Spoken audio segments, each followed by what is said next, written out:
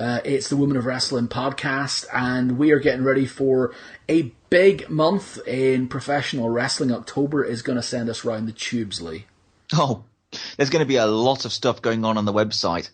Yes, there's going to be a lot of wrestling going on, which means a lot of website coverage. The stuff coming up this month, we have Bellatrix this weekend, we have AIW this weekend. Following weekend, we have WSU. The following weekend, we have Shimmer. The following weekend, we have Shine and NCW Femmes Fatales, all within the space of several weeks. It's a crazy, crazy time. Yeah, we used to make the joke about, silly season every sort of March or April, and then every October-ish, and now that's kind of officially been codified into the official female fight season, or the open female fight season. But, it's there's a lot of stuff coming up, and we're going to hope to bring you a lot of content, both as far as covering the shows, but also audio as well. That's the plan. I mean, we're going to be in a lot of different places. We're going to be at Bellatrix this weekend. You're going to be at Shimmer. Yes. We're hopefully going to have some decent coverage from Femmes Fatales as well.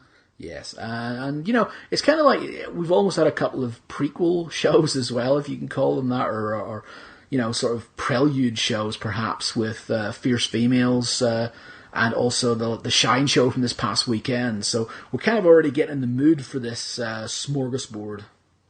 Oh, that's a nice word. Yes. And we were at Fierce Females. Fierce Females, which, we never get tired of saying this, but we termed the best show of the year so far earlier in the year.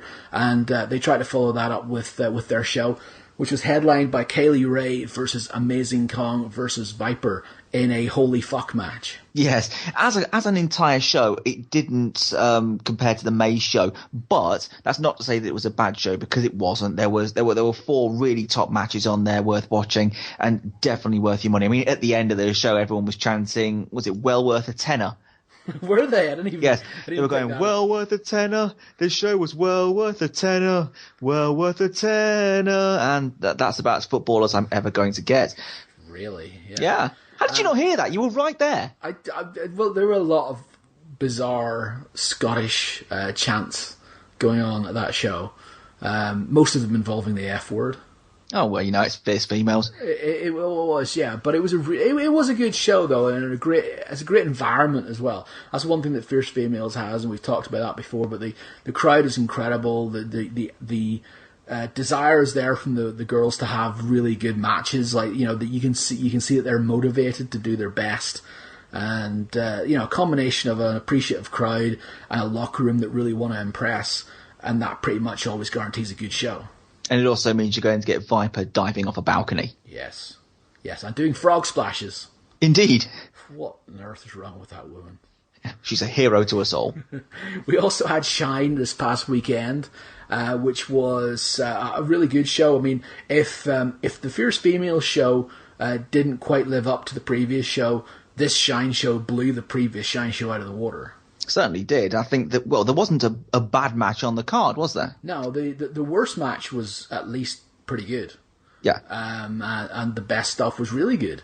So yeah, I mean, there's a lot of crowd work on the show. We talked about that in a review, which was really good. And one of the major criticisms of the previous show was that the crowd were dead and that the wrestlers didn't really do much to interact with them or to make them care. It's like that particularly was a major difference on this show. We saw some great character work from people like Taylor Hendricks. Leah Von Dutch wrestled great as a heel. Solo Darling was just like, the best babyface in peril you've seen since Ricky Morton. It was good. It was real good. And the tag team match with Ivelisse and Allysin Kay versus Amazing Kong and Jessicka Havok was just absolutely based on that will they, won't they fight relationship between Havok and Kay, and that's still to be determined. Yeah, because technically they didn't. Well, they didn't. They never actually fought, although, there was contact. The discus lariat from Allysin Kay did eventually lead to the pinning of Jessicka Havok. So, we'll see. There's stories to be told there, and it's stories that make sense. And, that's always good. Yeah, always get enough to intrigue you to be interested into the next show, and certainly intrigued for the next show. Yes, and that will be coming up as part of Open Female Fight Season. We have a guest on the show today, though, and our guest at this time is going to be someone we are going to talk to for the third time, but for the first time in almost 2 years, and that's Mercedes Martinez. She was on Shine this past weekend. She'll be on the Shine show again coming up, along with Bellatrix this weekend, and Shimmer and Femmes Fatales. The last time we spoke to her, she was kind of in convalescence with a concussion that she suffered. So we're hoping to just carry on the conversation from there, really. So end of 2011, and just everything that's been going on up until this point. And there's been a lot that's been going on, so we've got a lot that we're going to want to talk to her about. Yeah, go back in our archives on the website, and you can find the Christmas show from Christmas 2011. There were 6 guests on the show, of which Mercedes was one. But if you go back even further to, I believe it may have been either show 9 or show 10. Number 10 was the initial time, the first time we had a full podcast with Mercedes Martinez. So if you want to sort of hear a little bit more about how she got started in the business, and sort of a broader overview of her career, go back and check that out as well. But Mercedes is everywhere, and deservedly so. Certainly, she's one of those people who is she's the safest of safe hands. You can expect her to just go out there and have a great match, no matter who she's with. Yeah, I don't remember the last time I saw a Mercedes Martinez match where you ever thought that was not very good. It just doesn't happen. I think we've talked in the past when we've crowned Wrestler of the Year on this website in the past, and people who've had good years and so on.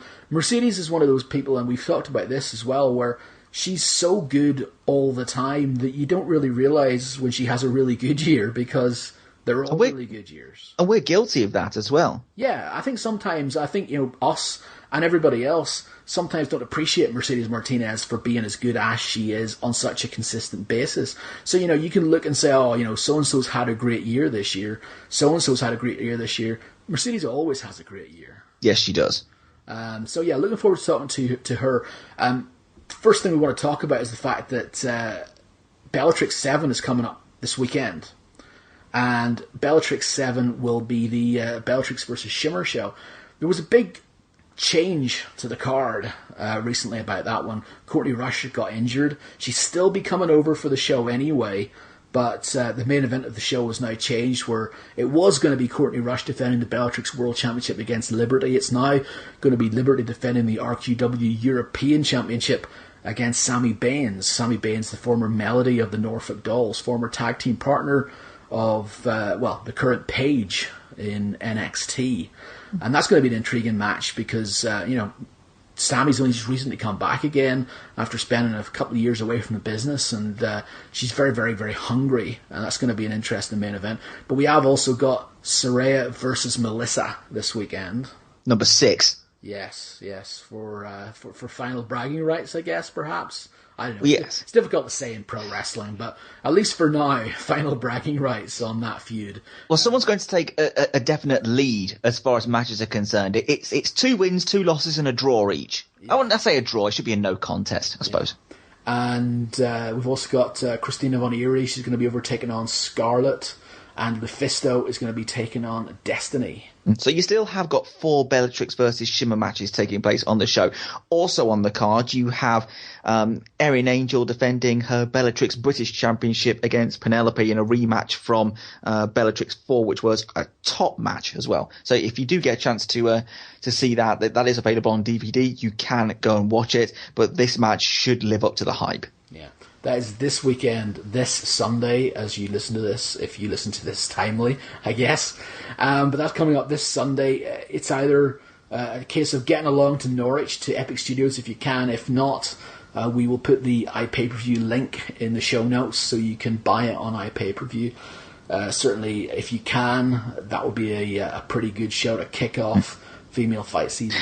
And it is at a discounted price until Saturday. £7.50. Yeah, which is about $10, isn't it?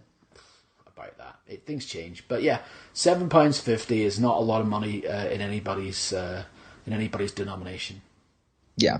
Just while we're at this point as well, talking about money, our site isn't free. It's not expensive to run, but it isn't free. And so what we've done is we've got a link on the front of our website. Well, it's on every page, actually. It's a rotating GIF just on the right-hand side, just telling you to get your DVDs from highspots.com. Now, if you click on that and then you buy a DVD, we get a little bit of a kickback from High Spots, which helps to keep the site free for everybody and make sure that we don't have so many adverts dominating the website. You see these ones with pop-ups and pop-unders and all these kind of things you have to close down before you get to what you want to actually read or listen to. Not here. We've got this one advert that just rotates here, and that's the only one that we've got that's really kind of impeding your view. If you click on that, just save the bookmark, just hold on to it. If you ever want to buy anything from High Spots, DVDs and the like, it doesn't have to be women's wrestling DVDs, anything you want. Just click on that and then go through to High Spots that way, buy something. You don't have to do anything different to what you're doing. We get a little bit of a kickback. You get your stuff. Everybody's happy. And we get a trip to the Bahamas, right? We don't get a trip to the Bahamas. We don't? No. Someone's lied to me. We don't get a trip to the Bahamas. What we do is keep this website free for everybody to read. Well, that's also good. Yes, it is. Excellent. All right, cool. Right, before we bring on Mercedes then, just a final reminder, if you want to go and find out about shows that we've either been at or watched recently, go and check it out on the website. Not only have we got full reports up from Shine this past weekend and also from Fierce Females the weekend before, we've also got a review up there from PWS Bombshell 7, which was also this past weekend on iPPV. So everything that we watch, we share the goodness with you. And we've also got other things as well. That we've got matches that have come recently. For example, the Nikki Storm v Portia Perez match from Fierce Females. That's on the website right now. Also, we have stuff that's gone back in time. We've got stuff from Women of Wrestling in 2000. We've got news reports.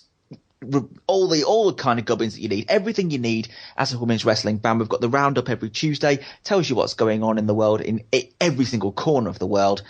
It's everything you could want, all in one document.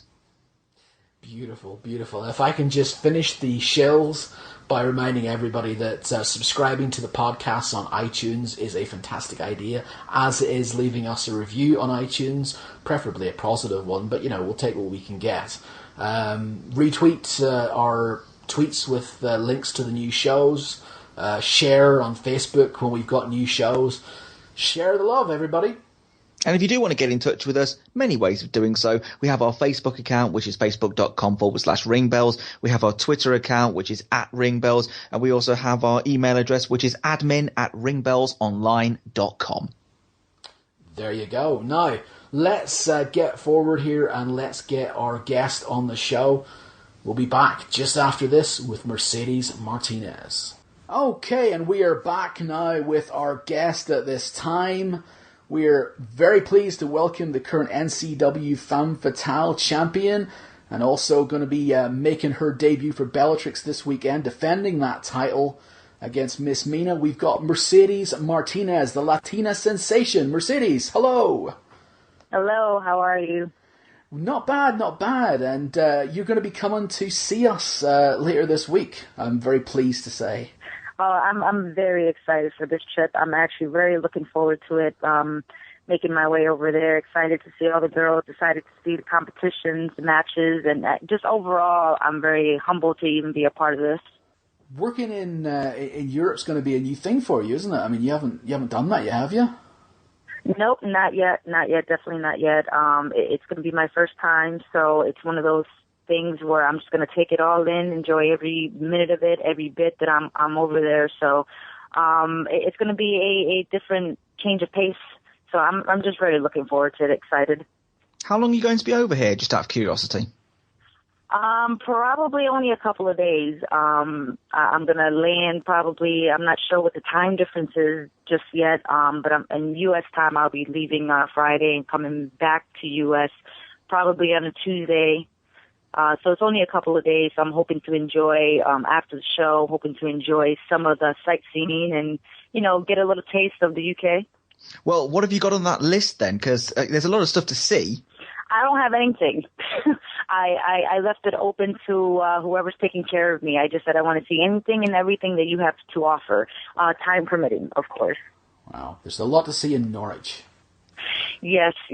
Wrestling is one of the perks of traveling, but I love to see, anytime I go to a new place, I love to sightsee and see the cultures, taste the different foods. It's more of an experience for me that a lot of people don't get to experience. So that's one of the things that I look forward to when I travel overseas, is just the experience in the different cultures. That's one of the things we did point out to Amazing Kong. She was at the Fierce Female show in Scotland just last week, and during the after party, she was trying deep fried haggis. So she was definitely getting into the culture. I'm a little scared to try anything new, just because I am Latin. So our taste of food is a little spicy, sometimes not spicy. It's just a little different compared to the U.S. food and what I tend to taste overseas when I went to Japan or even Australia. The food, I always try anything and everything. I always tell everyone, don't tell me what it is, just let me taste it. And then if I don't like it, then tell me what it is. It's a curious way of doing it, but I guess that works, yeah. Challenge accepted. Exactly.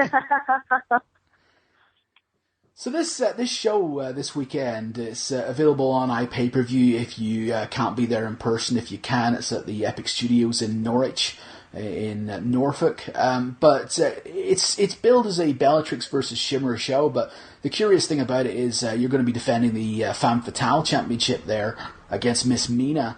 Have you done any homework on Miss Mina? Have you seen her wrestle? Have you any idea what you're in for? I definitely did my homework. Once it was announced who my opponent was, I try to get as much info, as much footage as I can get of Miss Mina, just to go in there not blind. So I did do my homework. I know from what I see that she is she has that hard-hitting style. So I'm very looking forward to getting in the ring with her and showing what the Latina sensation is all about. I'm hoping she does her homework as well, because I'm not one to back down from anything. She's got a little tattoo right on her chest there. That would make a really good target for chops. I'm just pointing that out. Oh, God. I'll add to it, yes. Yeah, so, Why? Yeah. Why would you do that? Well, I don't know. We're talking about hard-hitting style, and Mercedes Martinez is usually pretty comfortable with that. Yeah, like she needs any kind of encouragement. That is true. Sorry, we're talking about you like you're not here. I'll gladly do it. Oh, God. All right, so Mina, if you're listening... Stu says sorry. I'm sorry, and run. We'll blame it on you when we have a permanent, nice handprint tattoo of Mercedes Martinez on her chest. We'll blame it all on you. Oh, God. Yeah, I've made a boo-boo here, haven't I? You really did.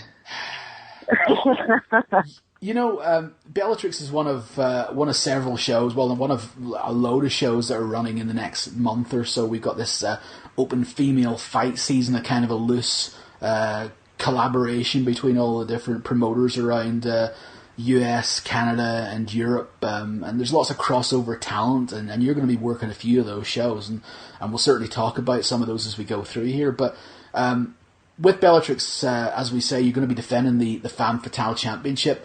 Let's talk a little bit about the Femmes Fatales show that's coming up later in October as well. You're going to be teaming with Sweet Cherrie, and you're going to be taking on the team of LuFisto and Sweet Cherrie. You are the champion, as we say, and give us your thoughts on where Femmes Fatales is headed in 2013. They've had changes with Kalamity leaving the business. Where do you think Femmes Fatales are going forward? I think going forward, they're just going to keep being one of the top premier women's company. They came a long way from the first time I wrestled for them up to now. They have a lot of girls who want to work for them, and with Kalamity leaving and LuFisto taking the reins as trainer and helping all of the Canadian girls, I think it's one of those companies that you don't know what to expect. Everyone probably thinks, hey, we're going to have all the Canadian girls on here, but they're actually stepping out of their, genre, I guess you can say, to include the American girls and the Joshies and just anyone who wants to be part of their company. I love working for Femmes Fatales. I love working for Stefan. Just the atmosphere of the crowd, whether they cheer me, boo me, it's just electrifying. It's one of those crowds that I love to perform in front of. And I can only see them going up from here and being just as, top has Shimmer, going head to head with them. I mean, they're on a smaller scale. Maybe they don't have the same budget, but for quality matches, they're right there on top, and they're always going to produce new stars, just because everyone wants to be that next big thing. So I don't see Femmes Fatales backing down from now on. I think they can only go up from here and go head to head with Shimmer. I just think they have a good thing going right now. There's a really great base of Canadian wrestlers there, and also wrestlers from Quebec. I mean, that must be really encouraging for a promotion as well, that you have that kind of mix of the sort of more well-known talent like yourselves who are coming in from different parts of the continent. And then you've also got people who are there all the time and are also learning their craft. People like we're saying, Sweet Cherrie, and then you've got LuFisto as well. But then also the ones who are kind of rising as well, like Midian and Desiree and Missy and people like that. Yeah, they're group of talent. The girls there that want to make a name for themselves. It's more for experience, and they have what it takes. They just got to be mixed in with the right wrestler, I guess you can say. What I liked about Femmes Fatales is that they like to mix it up. They like to use it, their wrestlers, and put them in with the veterans to see what they have. You always want to be challenged. There's one thing that I learned in this business, especially in the female aspect, is that if you wrestle the same group of girls, you don't get any better because you're not being challenged. And Femmes Fatales will always challenge their wrestlers. They will always give them someone new. They will always put them to the test. They always say, hey, this is your challenge, step it up. Here's the ball and go with it. And, with Desiree and Sweet Cherrie, who just literally, blew my mind at our match for, when I was defending the title, she blew everyone's mind and stepped up big to the challenge. So that's one thing that I like about Femmes Fatales. They'll give you the challenge, and it's all up to you if you want it.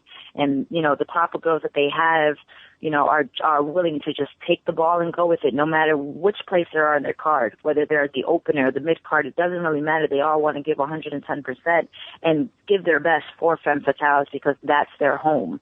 And, I would do whatever I can to help the girls, no matter what position I'm in, whether I have the title or not. I always say, hey, if a company's going to give me the ball, I'm going to run with it, and I'm going to help them grow as much as I can. So that's one thing I like about Femmes Fatales.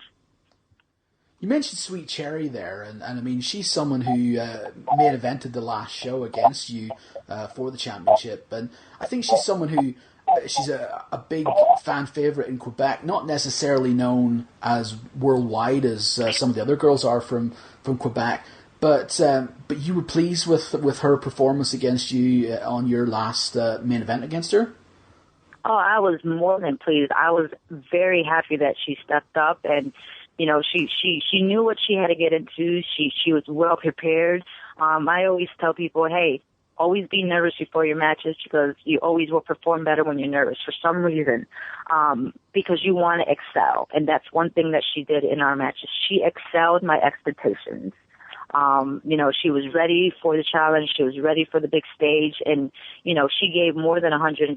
And, I would love to get in the ring with her. And, besides a tag match that's happening in October, just another one-on-one, I would more than love, to do that. But she's one that, she's been around long enough. She's been a fan favorite. She knows what she has to do. All she needed was that platform and that one chance to shine. And she did. She performed and shined at our last outing. And what about LuFisto as well? I mean, you've had your feuds with her. It's gone across more than one promotion, but LuFisto's somebody who, at least when we've talked to her a few times over the years, and she's always talking about winding down, and she's always talking about retiring. But it seems that at least for now, Quebec wrestling still needs LuFisto. I think with LuFisto, the business takes a toll. I think it's more of the politics that brings a lot of the wrestlers down, especially in female wrestling. But with LuFisto, she's one hell of a worker, and I think she deserves every accolade and more. She doesn't get the credit she deserves sometimes, and I think if she can just keep her mentality positive, she can only go up from here. Speaking for myself, I love working with LuFisto. She has so much to offer, for women's wrestling as well as for Quebec wrestling. She's done so much for female wrestling up in Canada that if she can just put the politics aside, all she has to do is just focus on the girls and give back to wrestling. I don't think anybody wants to see her retire, but, personal issues always arises, and you always want to say, hey, okay, I've done my bit, I've done what I had to do. But she's always given back to the female wrestlers. She's always given them a chance, always praising, those who deserve the accolades. So LuFisto is one integral part of Quebec wrestling. Like I always say, LuFisto is Quebec wrestling because she gave female wrestling a chance and a chance to survive and a chance to thrive. Without her, there probably won't be a big eye on female wrestling in Quebec. I think she's a very integral and a very important piece of female wrestling up there. Yeah, absolutely. I mean, training a lot of the girls as well. That you say, she's kind of, I guess, creating the next generation almost single-handedly. Yeah, she's a mentor. A lot of the girls look up to her, look for experience, look for advice. She helps when she can, and that's one thing that I love about her is that she's always willing to help. Whether you're, it doesn't matter how many years you're in the business, as long as you respect the business and you give it all, she will be willing to help you in any way and every way possible.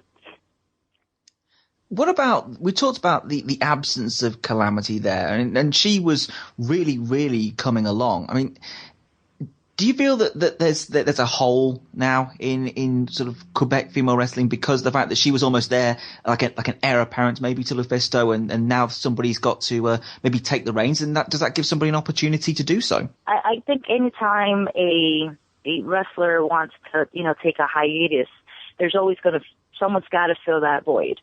Someone has to step up to the challenge. It's just a matter of who. When Kalamity left, everyone was a little shocked. But like I said, personal life and real life always take precedence over anything. You always got to take care of yourself and what's going on with you before, I said, consumes you. So with Kalamity leaving, I think it signaled to a lot of the girls, hey, this is my time to shine, because her Kalamity being part of the main events, being a big part of the show, someone now needs to step up to take that role. And then I think a lot of the girls are stepping up hugely. Like I said, whether you're the opener or not, a lot of these girls are just stepping up and want to take it to the next level. So she left the void, but it's being filled quickly. And just with the whole card that Femmes Fatales produces now, there is no void anymore. Everyone's stepping up. Everyone's making their name. Everyone's making their cause. And it's tremendous how all these girls just see the opportunity and they take it. So, with her leaving, I miss her and that, I would love for her to get back in the ring. But at the same time, it also gives that chance for someone else to step up and take her place. Let's talk about LuFisto and let's change positions as far as geographically, and let's talk about WSU. You've fought her quite a few times in WSU and pretty much, I would say, show-stealing matches each time. What were your thoughts and opinions on that little feud that you guys did in the new version of WSU? I think with me and LuFisto having a feud that spanned, between two promotions was a great idea. It gave everyone a chance to see what me and her are all about. WSU gave us the platform to perform and gave us the platform that people don't get a chance to see. A lot of people don't get to see LuFisto in the U.S. besides maybe Shimmer. But they never actually got her to see her in the East Coast aside from what she used to do in CZW back in the day. So it was my chance to get a feud more noticed, get Femmes Fatales maybe a little bit more recognition. So when WSU, helped provide, I guess, a platform for the feud to escalate, it was more, I was just happy. WSU has gone through a lot of changes with the changing hands from Sean McCaff to Drew. I didn't know if they were going to keep the feud going. I didn't know if it was something that they wanted to do, but I'm glad that they kept with, I guess the storyline and what me and LuFisto and what, Femmes Fatales wanted to do with our feud. I would love to reignite this feud if possible. I think me and LuFisto have great chemistry. We know each other so well in the ring that we can beat each other up, have a technical wrestling match. It doesn't matter what we do in that ring. I love working her, and I like I said, I'm always going to praise her because she's one wrestler who deserves anything and everything, and deserves a lot more than what people give her credit for. The story between the two of you is kind of on a bit of a knife edge at the moment. It's at that critical moment because the last match you had, which was a Falls Count Anywhere match, you had a double turn situation. So you turn heel, she turned babyface, and that's kind of where it's been left right now. I mean, as somebody who's gone through that and invested in the storyline, and for it to be kind of put on pause like this, is that maybe a bit of a frustration? Yeah, it's definitely a huge frustration. We work so hard to give what the fans they want. It's, you got the double turn, her turning babyface, and that's also because of what we're doing in Femmes Fatales, where I'm the big heel and the big monster, and she's the fans' favorite. So it was hard to kind of integrate that into WSU, where WSU was my home. But I think WSU, I don't want to throw them down the ground, but I think they kind of just stalled on that integral part of the feud. With them stalling and not going further in our progress, kind of just put a stop to it. And I'm not sure where the fans were left. I'm not sure where me and her were left in our feud. We continue our feud, obviously, in Femmes Fatales, and just continued it there. But when it comes to WSU, I'm not sure what they wanted out of it. I don't know if they wanted to bring her down. I don't really know. I can only speak for myself and just say, hey, what's going on? So it is a little bit frustrating.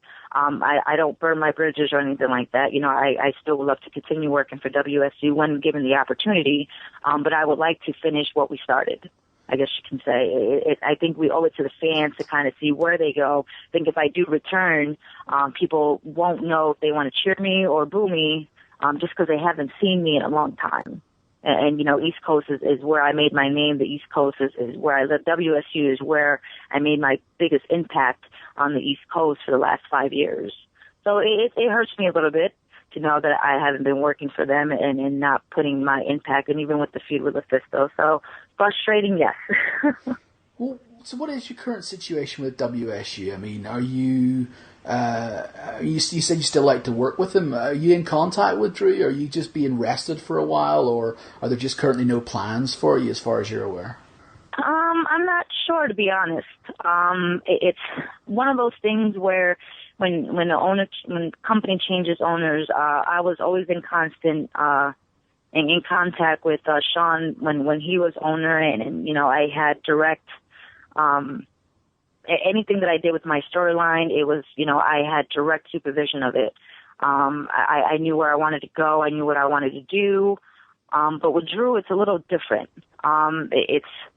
He runs his company his way, so I'm not sure exactly where I fit into his company, unfortunately. Like I said, I don't burn my bridges. I would love to keep working for WSU. Where I fit in, I do not know. I'm a big fan of going into a company and a big fan of doing storylines. I'm a big fan of psychology and not just doing matches for the hell of it. I don't like doing hardcore just because it's hardcore. I don't like doing that because it takes a toll on your body. I like to tell a story when I wrestle. And I just think WSU at this time doesn't have anything for me. When they're ready for me, I'm here, ready to go when they want me, but until then, it's all up to Drew at this point. The ball is in his court. Fair enough. The LuFisto feud was kind of your last thing in WSU, at least for now, but that kind of spun out of your series and your feud with Jessicka Havok. And of course, she was the person to end your long title reign at WSU. You guys had a little bit of a flip-flop back and forward with the title as well. Just after that, you had the remind me, the casket match. That's correct. The casket match was the blow-off. Yeah. There was the title changes in between that, and then the casket match is the blow-off. I mean, were you happy for the build-up of that? Because there was the long title chase for Havok. Were you happy with how those matches played out? Oh yes, I was definitely happy how it played out. Jessicka Havok is one of those wrestlers that didn't get the credit as well. I think with the way Sean McCraft wanted to build her up, was a big monster, and she played so well into that role. It was only evident that, we had a chase back and forth. It gave us a great series of matches, and it helped her. I would hope that I helped her in any way possible to kind of give her that confidence boost to say, hey, you can be this main event. Me carrying the title for, almost 3 years, I believe. Mm-hmm. It's a long time for someone to hold the title, especially in women's wrestling nowadays. I try to bring meaning to the title and the prestige to it. So, me dropping the title, it had to be meaningful. It had to be in a big way where the storyline, it was chasing always back and forth. It just had to mean something before I can drop it because, it's almost like passing the torch to someone. She's now the face of their company, and I'm hoping that she's getting, every accolade she deserves in WSU and getting the challenges. I just think that they can use her a little better. Like I said, I don't want to. Every company runs their company different. It's just from what I was used to seeing in WSU to what I see now is total flip-flop. How much input did you have into those matches with Havok? I had pretty much, it was always just me and Sean and Havok. We basically had every input possible. I basically said, this is what I want to do. This is how, we can do it.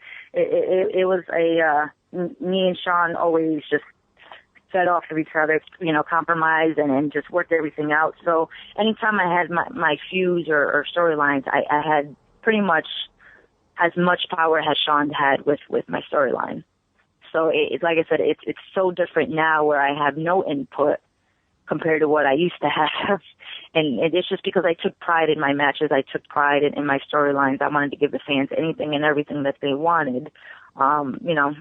Two different people who run the company, two different mentalities, two different ways that they want to see things. So I think that's probably one of the reasons why maybe I'm not there, is because I see things a different way, and I don't believe in just having a match just to have it. I don't believe in just having a hardcore match just to have it, just 'cause it wants to sell tickets. I'm not going to put my body on the line just for the hell of it. I want every match to mean something. I don't know the direction that WSU wants me to go in. That's probably why I haven't been back yet, because we don't know where I fit into their mold, into what they want to do. I really don't know. I gave the option, when it comes to personal life as well, my schedule is hectic just in my personal life as well as my wrestling life. So that has to coincide with my bookings as well. So it just so happens our schedule conflicts doesn't work with each other because they tend to run on days that I can't do their shows. So it's a mixture of everything. And, hopefully, when Drew contacts me or I contact Drew at some point in time, that maybe we can work together. But it's a lot different now compared to what I used to do, a year ago. Mm-hmm. I'd like to take a bit of a left turn at the minute. You're talking about how, matches need to mean something, and certainly there's nowhere where matches mean more than Wrestlicious. And we talked to you, way back, if you go back in our archives of our podcast, we've talked to you before, and we did talk to you about Wrestlicious back in the day, and when we had a bit of fun chit-chatting about that. And one thing that we were going to get you to do, or we talked about, and that was the Wrestlicious Rap. Oh, goodness. And yeah, you thought you dodged it. Yeah, it may have been like 2 and a bit years for us to get back to you about this, but this is what's called an ambush. I don't have a rap. I still don't. Oh, you do. Oh, yes, you do, because God. I have been sitting here with my pen and notepad, and I have written one. Oh, goodness. Now, bear in mind, this took all of 3 minutes to write. Now it goes, I'm Maria Toro and I'm bullfighting. I got hard-hitting shots like being struck by lightning. I throw knife-edge chops that cut up bitches because Maria Toro is Wrestlicious. Oh, snap. Watch that now. And that's a freebie. You can have that. I'm going to call the owner, like, listen, I got my rap now. Record it and put it on. Wow, that's awesome. Yeah. Well, this is what 2 years in the making with 3 minutes to write. Well, I just get a blank piece of paper and my mind goes elsewhere. But the reason I wanted to ask about Wrestlicious, though, is because there was a little bit of a talk about it may be coming back. There was bits being filmed. Have you heard anything about it? Do you know anything? I know there was supposed to be a season 2. There were skits being filmed. I was part of, a skit or two, just to kind of bring it back. I'm not sure exactly what's going on. Wrestlicious is, a company that I don't know. I really don't know how they, how they go about with their publicity or with their TV. But there was a talk about doing season 2. I filmed a skit or two, in the ring with my Maria Toro gimmick, and I'm not sure what came of it. I'm not sure what they're going to do. I'm not really positive on what they want to do. I really don't know, to be honest. I don't think a lot of people do know. Well, I think it's one of those things where you kind of got to call the owner and say, hey, what's up with Wrestlicious? Yeah, that's the thing. We knew there was some sort of taping a little while ago, and then there were stories going around, at least stories being circulated by Wrestlicious, that there was some sort of TV deal involving ABC. And I remember, I think it was Lexi Fife may have tweeted a picture of a bunch of the girls sort of all standing around in gimmick, and I think you may have been part of that picture. But yeah, does anyone know what's going on here? You got to talk to the owner of Wrestlicious. I know we filmed the skit and we did something for ABC, and I'm not sure what came of it. Was there wrestling on the show? I mean, was it just filming skits, or was no? It was just. No, we were just filming skits, getting ready to prep up, I guess, for the season 2. I mean, what I was part of was more of not so much of a boot camp, but more of looking at the prospects for season 2. ABC was there, and it was a long day of shooting for ABC, on top of trying to, do these, skits. But it was more, my role in that skit was mostly just looking at the new prospects, seeing if they were worth being part of season 2 and part of the Wrestlicious entourage. That basically was my role. And after that was it. It was, I don't know what happened with ABC, if they ever aired it. I'm not sure. I've never really heard anything after filming that skit. So, I can't tell you, to be honest. I really don't know. I don't think the best answer to come is just, hey, call up Lexi. I think Lexi will probably know more, if anything, or Johnny Caffarella, who is, one of the, owners of Wrestlicious along with Vargas. So I just kind of wait by the phone and wait for the email saying, hey, this is when you're going to be on for Maria Toro. Okay, I'll be there, and that's it. Oh, God, I wanted to show up. So the mystery of Wrestlicious continues. Yeah, it pops up, hey, we're still here, and then it kind of goes away. It keeps your interest going, pop up here and pop up there, and that's it. Wow. It's like the Sasquatch of women's wrestling. I wouldn't mind wrestling for Wrestlicious. It was so much fun the first season, so I was looking forward to doing season 2. It's such a different character than, this Mercedes character. It's just more fun, and I get to wear cape for goodness sakes. I was excited for season 2, and then we're just kind of waiting. That's basically, it's just a waiting game. You sound like you're much more excited to be Maria Toro than Mercedes Martinez. That's interesting. Yeah, I get to wear a cape. Come on now. That is true. Capes do make everything better. Yeah. Exactly. I feel like a superhero. Well, except Man of Steel.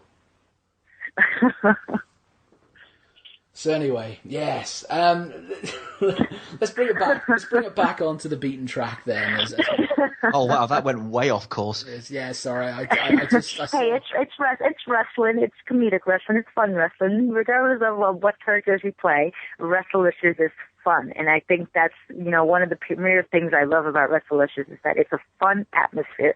Yeah, you get in the ring and you take it seriously because it's a match, but just the atmosphere is so much fun. It's so different than any other company that I worked for. And that's one of the big things that I love about it. So when they get up and running, I guess again, and when they do their season 2, I'm all for it. I'm ready to be Maria Toro. Awesome. You ever think about? I mean, I don't know if you could or not, but you ever think about wrestling as Maria Toro outside of Wrestlicious? Could that character exist outside of Wrestlicious? No, I never. It crossed my mind maybe once or twice, but I think the fans, I don't know how they would take to me wrestling as Maria Toro, considering that they're so used to seeing this, big, hard-hitting style of Mercedes, where it's a little different when I'm Maria Toro, because I have to play a different character. I have to do the whole bullfighting stuff. It's a total flip-flop of what Mercedes is all about. I'm not sure how the fans will take that if, I'm coming to a show and it's billed as Maria Toro. I don't know.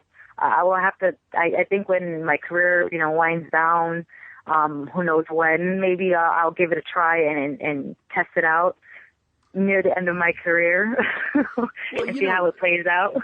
You were just announced earlier today by Shimmer as being part of the next set of tapings. That's hardly a surprise. You're always on the Shimmer shows. But I think maybe Dave should have announced the debut of Maria Toro just to see what kind of a reaction it would have. Oh man, I'd burst into flames out of happiness.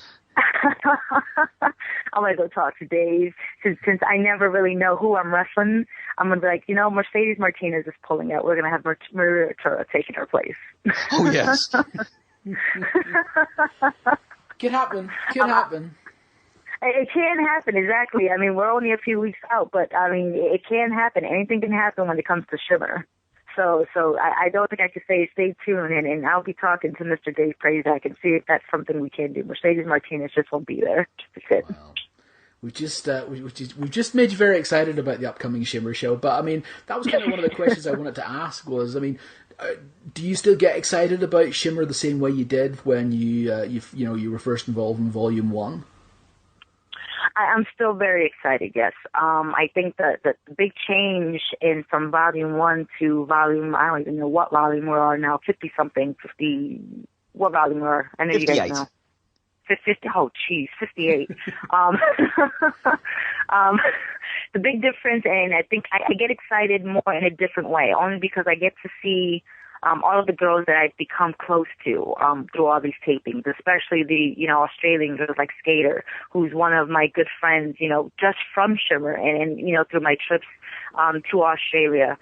It's one of those things where you want to be there, maybe not so much for the matches anymore, just for the camaraderie and for the girl talk and to see all these girls that you don't get to see but in this one company sometimes. And that's what I look forward to. That's what I love working.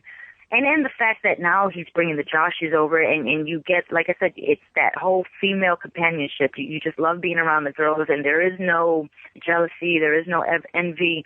It's a sisterhood, and that's what I love about Shimmer, is that no matter which part of the globe that you come from, as soon as you get in that locker room, it's like, hey, I need help, do this, hey, it's just one big sorority.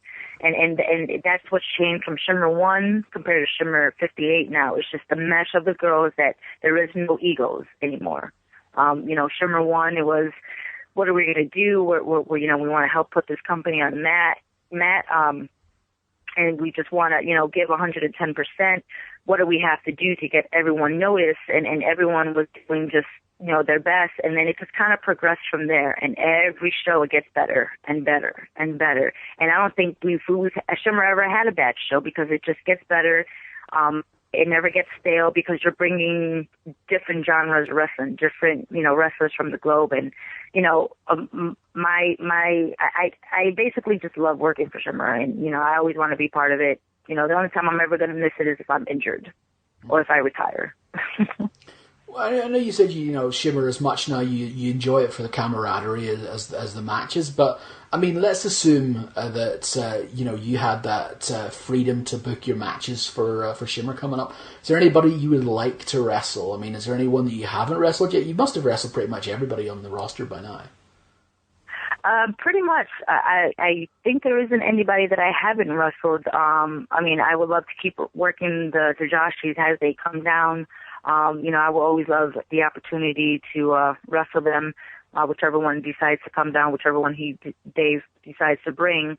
So that's one thing that I love. I'm not sure who's going to be on the card this time, because I don't know. I never know who I wrestle until probably a week or a couple of days before the show. So I always just want to put myself out there and just say, hey, if it's someone that I haven't wrestled yet, give me the opportunity to wrestle them. But for the most part, I've wrestled just about everybody on the card that, he brings in. I don't mind doing doubles. I don't mind doing tags either, just to get the chance to wrestle someone that I haven't wrestled, not in singles, but even in a tag, because it's just to say, hey, I wrestled you. It's off my list now. I can say that I wrestled everybody on the Shimmer roster for the last 58, discs showing. You're the only guy that's been around since the beginning of... Guy? Girl. Yeah. Girl, man. All right, man. You're the only girl that's been around from the start of the promotion who's still around, who hasn't had a title reign. Is that something you still like to do? Definitely. That's still a huge goal of mine.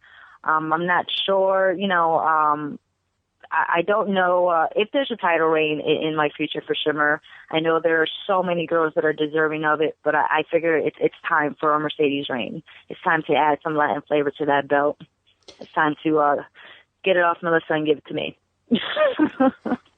I'm gonna work my way back up to title contention. I'm gonna work my way back up to let everyone know that I'm still deserving to have a title run, and still, hey, don't forget about Mercedes. I've been here. I know what's going on. I know how to get to the main events. I know how to win a match, by hook or crook. It doesn't really matter. But I think that title needs some Latin flavor, I think, at this time.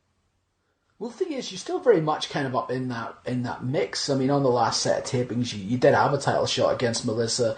You beat Ayako Hamada on one of the shows. You had Yumi Kurihara's last US match at the New Jersey show as well. I mean, you're still very much up in that top echelon of Shimmer names. Yeah, and I'm very humbled to still be, one of the top female wrestlers, in Shimmer, and be on the top tier. It's just a matter of, can I get the shot and can I pull it off? I know Shimmer has their own booking style, I guess, and their own storyline. The way they book things, I would never dog them, because I love working for Shimmer. I'm never sure what I'm going to get into when it comes to a Shimmer taping. I'm not sure of anything until I get there. So what, for me to prepare to even have a title run, I don't know how to prepare for that, because I never know. That's one of the good things, and one of the cons, because I don't know who I have to prepare for. That's one thing that I pride myself in, is always going in, knowing my opponents so I can prepare for my matches, and knowing what I have to do, especially with the Shimmer taping, where, I have to wrestle 4 times in a weekend. I have to prepare for 4 different opponents, or sometimes more if I'm in a 4-way or a tag, or, 10-man tag. But, I would love to be part of, hold that title and be part of that class that said, hey, we were the first, part of Shimmer, first Shimmer, and here we are still, Shimmer 58, Shimmer 59, or 60, and now here I am, champion. I earned my due. I paid my dues. I earned my stripes. It's time for Mercedes to be champion. And I'm going to work my way and get that title at some point in my career before I call it quits. You mentioned 4-way matches there, and multiple women matches and stuff like that. I just wanted to try and bring up one of the matches you had on the last set of tapings, and people won't have seen this yet if you weren't at the Eagles Club, because the DVD's not yet released. But you were involved in this really just incredibly bizarre and fun 4-way match in the last set of tapings. It was yourself, Kana, Ayako Hamada, and Yu Yamagata. Do you remember the match? I mean, it was a bizarre match, but it was uproariously fun. It was a very fun match. I built it as all the Japanese versus the Rican. Pretty much. That's pretty much what it was. It was pretty much they ganged up on me. I got beat up. But other than that, it was very fun. The language barrier was very hard, because they didn't speak any English. Hamada, if you guys spoke to her, doesn't really speak English. But Hamada speaks very fluent in Spanish. So Hamada was our translator in this whole match. I talked to her in Spanish, and then she would talk in Japanese. She was our middleman, I guess you could say, for this match. But I loved every bit of this match, how it was put together. It was an unlikely 4-way, because no one knew what to expect. I didn't know what to expect when we were trying to figure out how to, let it be entertained. But I think it flowed very well. It showed a different side of me, showed a comedic side of me as well, seeing as I was just turned heel for Shimmer. So it was a way to prove that, hey, I can go with the Jossies. Maybe I can't fly like them or anything like that, but I can still go toe to toe with them and still put on an entertaining match and, you know, get jumped by the Japs. What's the secret to working a good multi-woman match? Because I'm going to be honest with you, that's always one of my little things where you very rarely ever see a good multi-woman match, but usually multi-woman matches involving Mercedes Martinez are good. Is that a coincidence, or have you got the secret that no one else has? It's more of compromising. I always, for me personally, I like to stay consistent. I never claim to be the best, and I always claim to be one of the best. I like to stay consistent in what I do. I like to keep doing what I know how to do and what I perfected.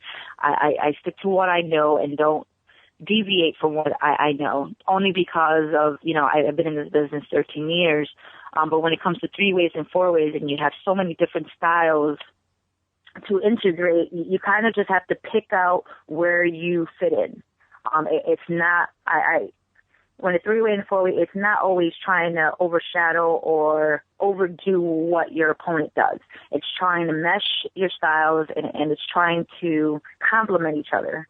You always want to complement each other's moves, complement their styles, and what works best. You don't want to throw everything that you have in a 3-way or 4-way because you can't. It's not about egos. And that's one thing that I learned early on is when you get in the ring with anybody, whether singles, tags, 3-ways, 4-ways, you don't have an ego. It's not about putting your moveset over. It's about putting your gimmick and your attitude over and what you're all about, but also complimenting your other wrestler. You have to have that trust. And if they know that you're not trying to just get anything in there and put them in jeopardy, they will give you the same respect. And I think when, you know, especially with the 4-way, with Hamada and you know, the others, I think in that 4-way, it was a big mesh of styles, but we complemented each other well because we were willing to put our egos aside and just say, hey, this is for the better of the company. This is what this match is going to be about. We want comedy. We want, you know, technical wrestling. We want entertainment. And we just kind of just put this match together and said, hey, this is what we're going to do. This is what's going to work. And you know, no matter who's getting, you know, moves in or not, it's going to work for the match. And we want this match to be a great match no matter what. And I think that's what a lot of girls have to realize sometimes is, egos aside, you don't have to get everything that you do in one match. You want to leave the fans wanting more. And I think that's, you know, helped me in my 13 years of wrestling. I stay consistent. I do what the fans love. I try to give them, you know, what they want, but at the same time, you don't want to give them everything because you want them craving for more in the next show. So it's not all about just getting your shit in. Yeah, I don't have a lot of moves to begin with. I mean, I have a lot, but I tend to stick to what I know and what works best. You know, with injuries, you know, my style of wrestling from when I first started in 2000 compared to now is totally different. I don't do half the movesets I used to do back in my first 2 years of wrestling. And that's only because you evolve as a wrestler, you get injuries, your body changes, you know, you can't take, you know, the brutality sometimes, you can't take the traveling as much as you used to. It just all depends. Real life takes effect. So you always have to adapt and you have to evolve in your wrestling. You know, I'm not a flashy wrestler. I never claimed to be a flashy wrestler. I'm more of a, you know, I'm not stiff either, even though people, you know, see it that way. I'm very safe in what I do. I will always compliment a wrestler. If they want to get all their stuff in, go right ahead. Hey, you want to do flippy stuff, go right ahead. I can't do that stuff anymore, but I would help you excel. Just give me the same respect and let me put what I know how to do best. So, you know, it's a compromise. Let me ask you about this Shimmer taping coming up. There's a couple of, I mean, last year there was a situation where some of the veterans, people like Madison Eagles and Serena Deeb had been out with injuries, long-term injuries, and it gave an opportunity for some of the next generation of talent to step up, people like Athena and Courtney Rush. Ironically enough, going into this set of tapings, Athena and Courtney Rush are both injured, so there's now, I would say, a possibility or a hole in that card for some of the younger talents on Shimmer to step up again this time around. Who do you see, or who can you sort of like pinpoint on the Shimmer roster and say, okay, we haven't got Athena, we haven't got Courtney Rush this time, but these are the next people that are going to be coming up? Wow, it's. I always say when Shimmer, everyone always steps up their game when it comes to Shimmer, and the reason for that is because you don't know who you're going to wrestle until a week before the actual taping itself. So you always want to give 100, 200, 300%, because it is Shimmer. Shimmer is just one of those shows that you want to, put everything out there and then leave it out there. When people get injured, it's your time to shine. It's your time to say, hey, you know what, I'm going to be that girl who takes their spot only because I have to take their spot. I want to be noticed. I want to do this. With Athena and Courtney Rush being out due to injury, unfortunately, anybody can step up to the plate. You can have a girl that's on Sparkle and stand out more than the main event sometimes because you just don't know who wants it more.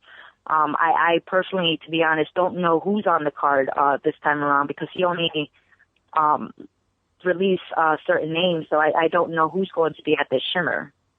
I don't know, any of the new girls that are going to be on there. I would love to see Santana Garrett come to Shimmer. Mm-hmm. I think Santana Garrett, in any aspect, just with my, dealings with her in Shine and just being around her in a lot of the shows that I've been and just seeing her, and she's one that, I would love to see in Shimmer because I think she has a lot to offer. Yes, she's still new, but she has that it factor. And she's going to be one that's, I'm surprised that she's not in, one of the top two companies and signed only because she has that it factor. She still has a lot of seasoning to do, but she's got the total package. She just needs the seasoning. So I'm not sure if she's on the card. I really don't know, but that's one that I would love to see shine in Shimmer if she ever gets the chance to be a part of it. I'm not sure. To be honest, I don't know who's on the card, so I can't really give you any names. Well, unless you guys know the inside track on who's going to be there that hasn't been there. Well, we kind of do, but there's only some names that have been announced so far, so I guess we can't sort of say anything further than that. But yeah, talking about Santana and some of the stuff she's done at Shine, I wanted to talk to you about Shine as well. Somebody that really impressed me at the weekend, and I wonder if you have the same opinion, was your opponent on last Shine, and that was Solo Darling. Yes, Solo Darling is a very bubbly wrestler. I think in our Shine matchup, with her gimmick and her all-star squad and what she wants to be portrayed as, I think she did great. I think I portrayed her as, hey, I'm the big monster heel. I'm going to bring you down to the ground because you're part of Daphne's squad, and I despise Daphne. So it's, I'm just going to, you might as well just sign your death warrant right now because you're not going to survive. Yeah, you're not going to survive this, but she held her own. And her being so inexperienced, she really stepped up to the plate. I think she shined in our outing. I think she did great. And, there's she needs the experience and she took the challenge. She, when we got in there and she wasn't afraid, obviously she was nervous, but she wasn't afraid to go toe to toe with me, and she did what she had to do to get the crowd behind her. And I wouldn't mind working with Solo again. I mean, I work with her in another company called WXW for the Samoans, and she does great down there as well. So, we are getting familiarized with each other in our styles, so that helped us as well with Shine and what we were able to produce. So, I would love to see her in Shimmer as well and get that opportunity to, give her the experience and to excel. One of the great things about that match, and you may not have noticed this because I think a lot of the things happened while you were either down or maybe looking in a different direction, it was the great respect that she showed you as a character who's meant to be more experienced, have a bigger advantage, and it looked like she was giving everything that she had. You could see in her facial expression, she was trying everything that she could possibly think of to beat you. And it was those little things that kind of drew you in and made you care about what she was doing because you knew she was trying her absolute best, and unfortunately against someone like yourself it wasn't good enough. Yeah, and that's something that it's hard to teach people. It's the psychology mentality. It's the facials, it's the psychology, it's what you portray your character to be or the selling point of a story. She goes in there and she knows that she has no chance. Everyone thinks she's the underdog. But, with her facials and just her telling her side of the story of that sympathy factor, that is what got people's attention to this match. And I am beyond happy to be in the ring with her, because I didn't expect her to shine so much.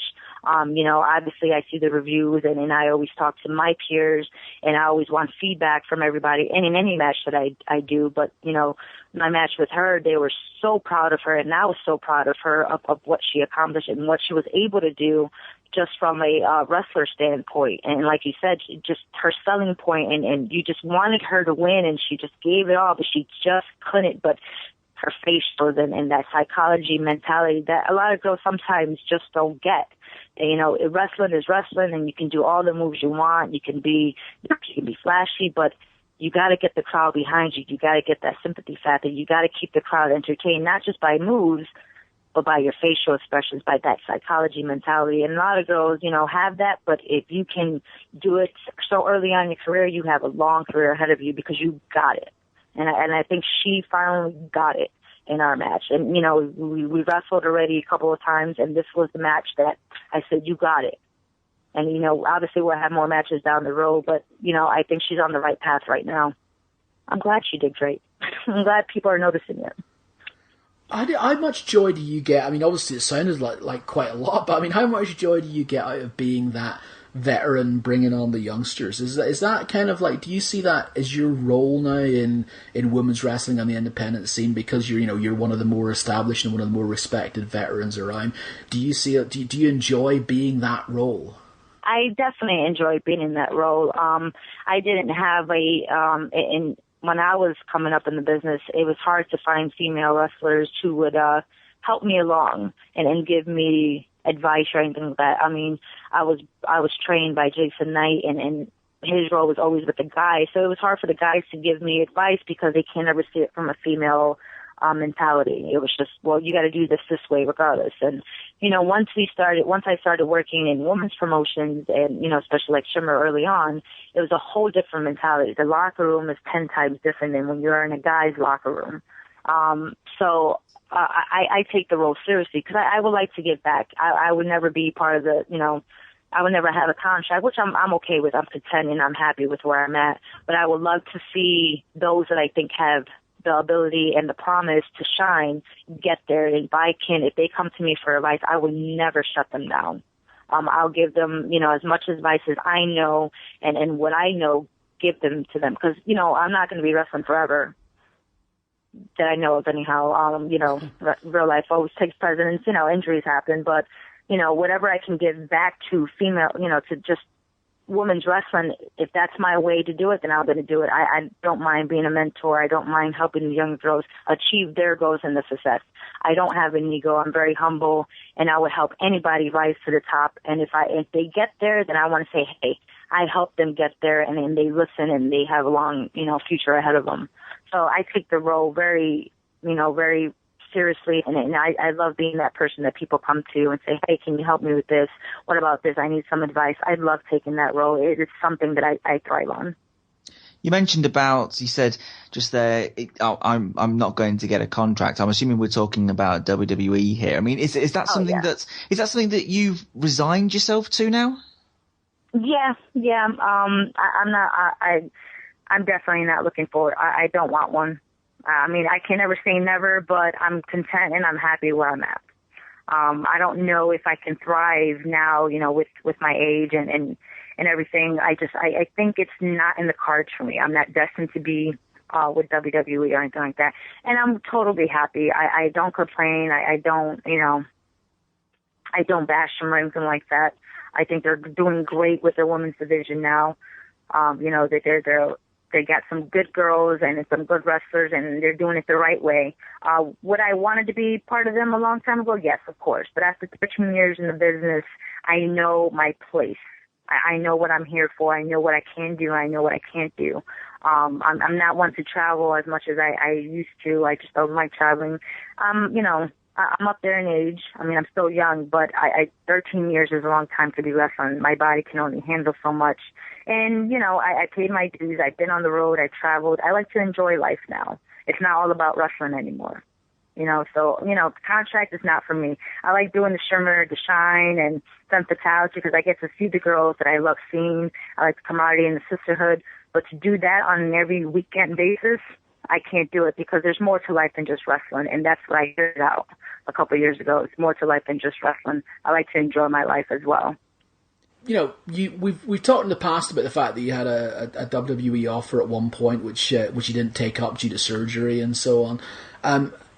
We heard the story, and I think you can tell us the story if there's anything to be told.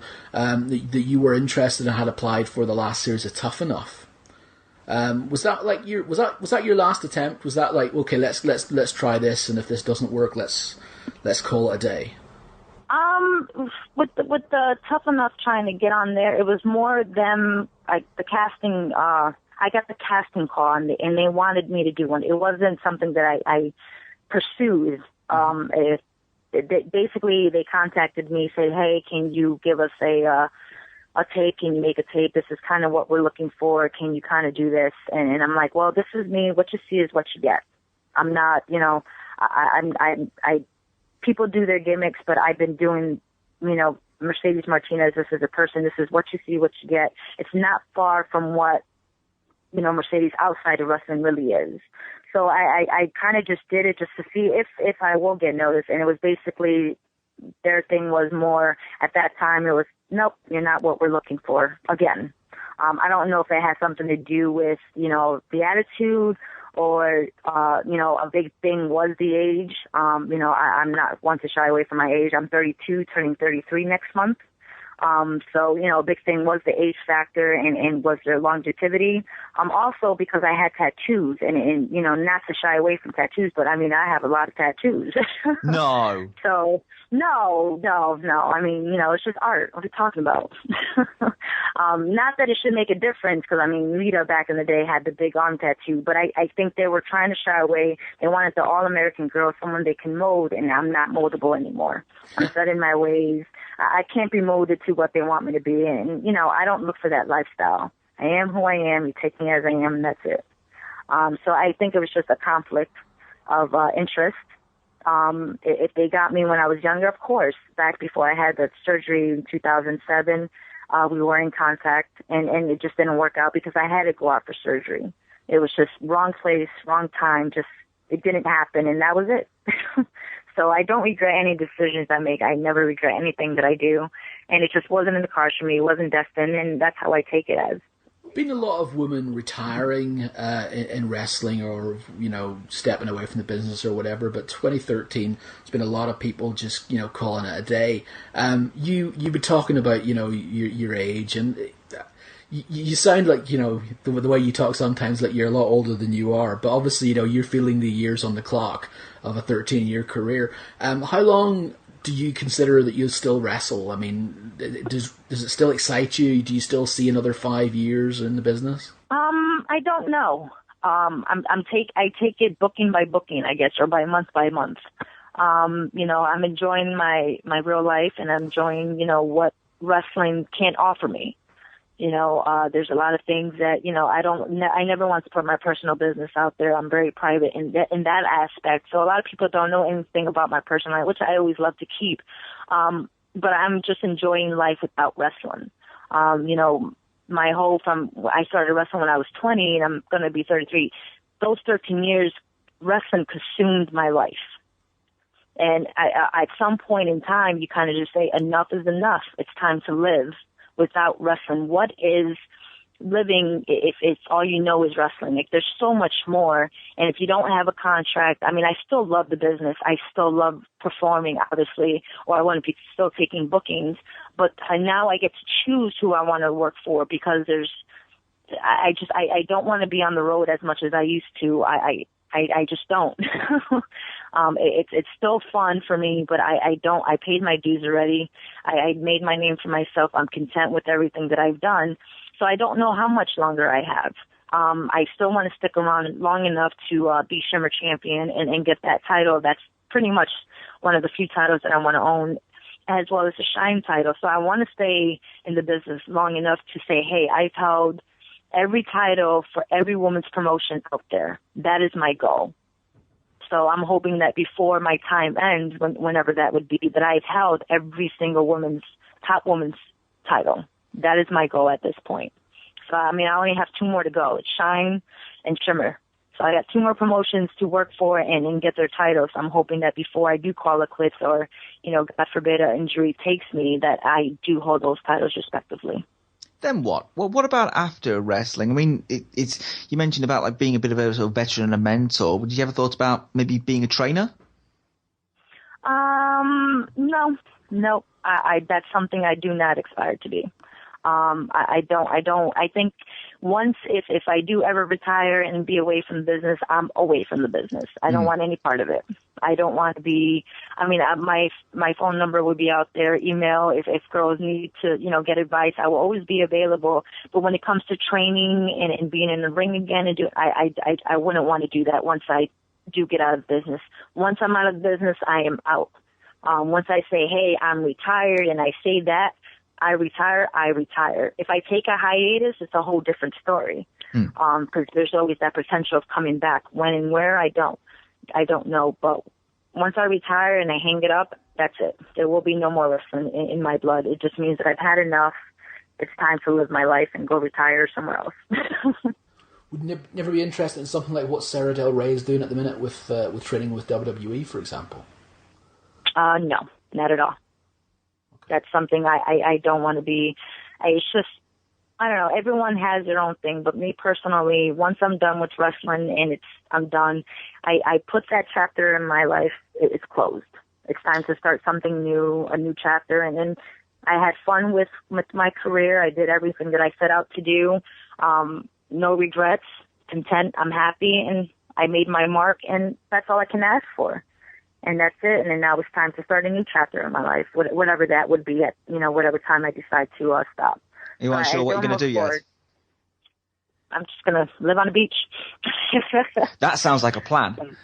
Yeah, it's just it's all about enjoying life. And like I said, from the time I was 20 up to now, and I'm still wrestling, I mean, I just want to live life. Like, I've been on the road for so long, and it's been the same routine for so long. You get tired of it, and you love the business so much that you just keep doing it. But how much is enough? How much can you give to wrestling? I never want to disappoint the fans, but there comes a time where you kind of just be like, well, I kind of want to be a fan. I kind of just want to go to the shows and just enjoy the show. I don't want to be part of the show.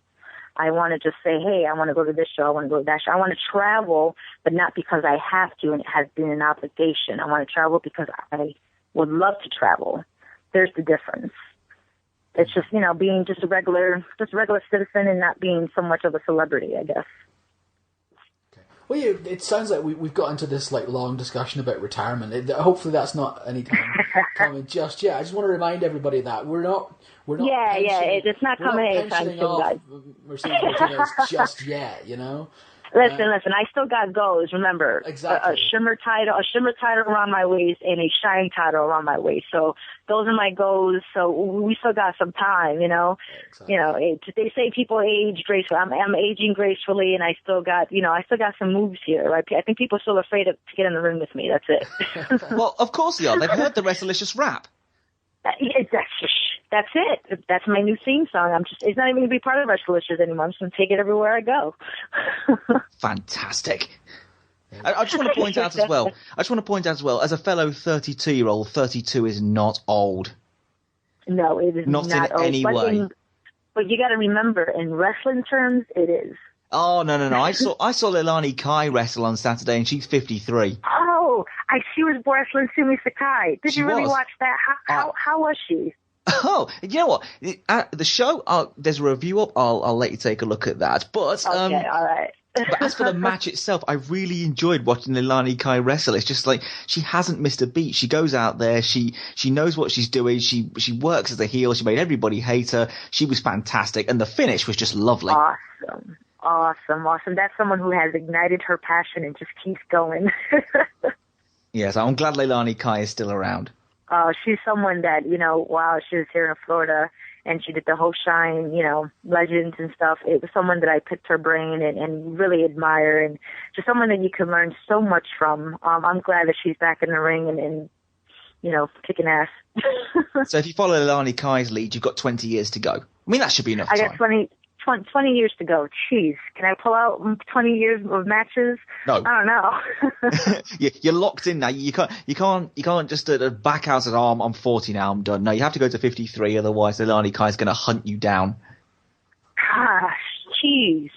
Look, this isn't my rule. This is her rule. Just for her to keep going and getting in the ring, especially with someone like Sumi, who's awesome to work with. That's awesome.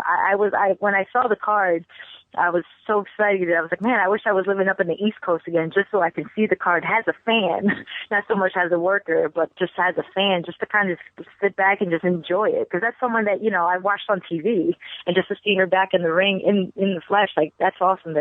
I'm gonna read your review now. Excellent.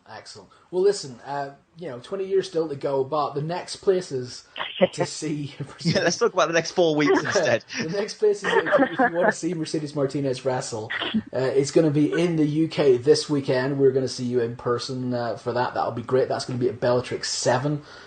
You can get that on iPPV. We'll give you all the details so you can order that. You're also going to be part of the Shimmer tapings October 19th and 20th. In Berwyn, Illinois, at the Eagles Club, and then you will be part of Femmes Fatales 13 at Montreal on the 26th of October. Anything else you got coming up that you want to tell people about or remind people about, or are those the main ones for now? Don't forget Shine. Oh, Shine the day as well. before. Shine on the 25th. Yes. Shine on the 25th of October. Yes, right. You can't forget Shine right before I leave for Canada. Hello. Poor Stefan is going to be panicking that you get on the right plane. Oh, God, yeah. He would hate me if I don't show up. He would strip me of my title right then and there. Oh, man. Oh, we could have the Mr. Bruyere, we could have the Mr. Bruyere heel character. Yeah.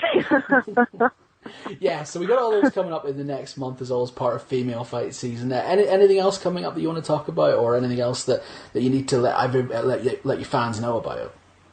WXW, I know they're a smaller company now. I know a lot of people don't know about them because they're not a women's company, but it's a company that I have been loyal to since 2002 and have been an integral part of actually building Mercedes Martinez.